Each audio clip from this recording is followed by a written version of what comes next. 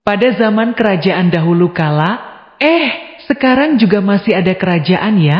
Sosok seorang raja, king, yang didambakan oleh rakyatnya adalah sosok yang cerdas, berani, serta arif bijaksana. Walau kenyataannya tidak semua raja seperti itu, tetapi setidaknya itulah dambaan masyarakat di kerajaan tersebut. Tetapi yang sering terlupakan adalah siapakah yang berada di belakang layar yang bertugas untuk mendidik sang pangeran agar kelak mampu menjadi raja yang cerdas, berani, serta arif bijaksana tersebut. Setelah sang pangeran menjadi raja, orang ini juga menjadi tempat bertanya dan diskusi mengenai berbagai persoalan kenegaraan. Tetapi walaupun demikian, orang itu tetap berada di belakang layar. Inilah yang kita kenal dengan istilah The Kingmaker. Pada zaman sekarang ini, Kingmaker adalah istilah yang diberikan kepada orang-orang yang berada di belakang layar yang tugasnya menyiapkan para pemimpin melalui berbagai proses pendidikan dan sekaligus biasanya menjadi tempat bertanya dan diskusi sang pemimpin, leader, untuk memecahkan berbagai persoalan. Siapakah mereka? Profesi yang relevan dengan ini adalah guru, dosen, konsultan, staf ahli, dan penasehat. Profesi-profesi ini jauh dari hingar-bingar dan biasanya berada di belakang layar. Cahayanya biasanya akan tertutup oleh cahaya si pemimpin yang memang menjadi matahari.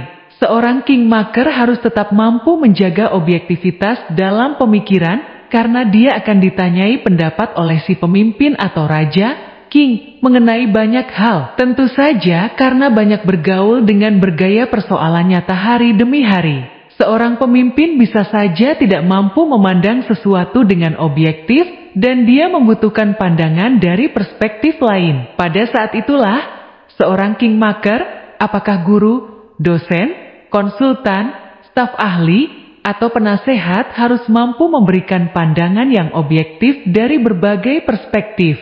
Dengan demikian, sangatlah penting untuk mereka yang berprofesi sebagai guru, dosen, konsultan, staf ahli, atau penasehat untuk tetap menjaga sikap objektif dan helikopter view dalam memandang setiap fenomena. Dia tidak boleh terjebak ke dalam pusaran yang menjadi ranah seorang king, raja. Jika sudah terbenam di sana, maka dikhawatirkan kemampuan analisis yang objektif dan independen itu akan hilang, dan daya kritisnya dalam mencermati setiap persoalan juga hilang, minimal jauh berkurang. Jakarta, Presiden Joko Widodo, Jokowi, dinilai tidak akan netral dalam pemilihan presiden Pilpres 2024. Sebab, Jokowi dianggap sebagai sosok yang menginginkan Prabowo Subianto jadi penggantinya sebagai kepala negara. Presiden Joko Widodo, Jokowi, mempunyai kesempatan untuk ambil peran sebagai sosok kingmaker pada gelaran Pilpres 2024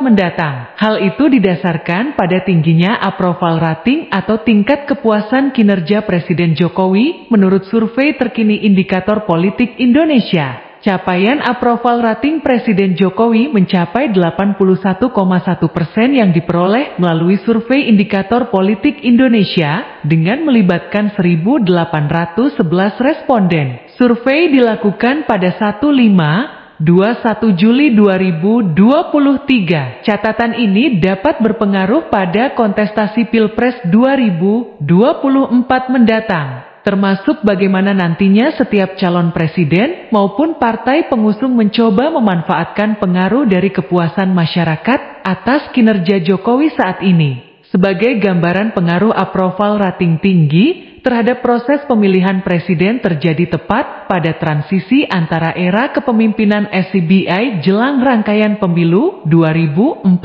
lalu. Burhanuddin menyebut tingkat kepuasan kinerja publik pada periode kedua kepemimpinan SBY termasuk rendah, sehingga dirinya tidak mampu memberikan endorsement calon pemimpin asal partainya maupun dari kalangan dekat dengannya. Kondisi berbeda kini dimiliki oleh Jokowi yang terbilang dapat menggunakan pengaruhnya untuk mendorong pemilih kepada salah satu atau lebih capres dalam Pilpres 2024 nanti. Indikator Politik Indonesia menyebut perkiraan ini bisa menjadi dasar adanya manuver setiap tokoh untuk meraih perhatian maupun dukungan Jokowi jelang Pilpres 2024 pada Februari nanti. Besaran approval rating Presiden Jokowi berdasarkan survei Indikator Politik Indonesia pada Juli 2023 ini bahkan sudah melampaui catatan tertinggi pada periode pertama kepemimpinannya, yakni 72,4%